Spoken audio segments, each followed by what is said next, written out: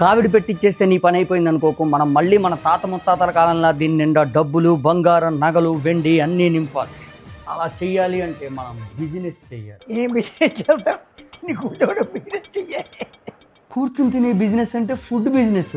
మంచి ఐడియా. మనం granny's kitchen అని పెడదాం. ఏది వద్దు బాబోయ్, మనకెందుకు వచ్చిన అలా అనకే, చిన్న చిన్న ఐటమ్స్ మనం చేయగలిగిందే చేద్దాం. ఎక్కువ డబ్బులు తక్కువ శ్రమ. ముద్దపప్పు, నెయ్యి, ఆవకాయ, రసం అన్నం, కందిపొడి అన్నం, గోంగూర అన్నం, పులిహోర, దద్దోజనం, చక్కెర పొంగలి ఇవన్నీ పెట్టావనుకో, కావిడి పెట్టే నిండా డబ్బులే డబ్బులు, డబ్బులే డబ్బులు. బాబోయ్ చెప్పు, నువ్వు రెడీయేనా? ఏమది మనకెందుకు వచ్చిన?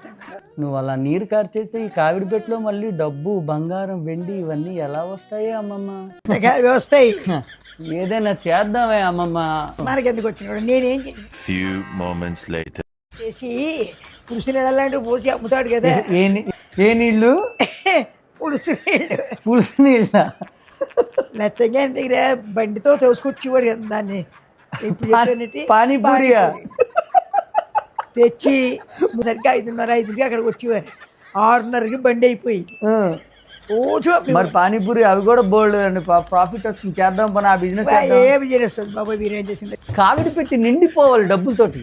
ఏదో మంచి బిజినెస్ కామెంట్ చేయండి.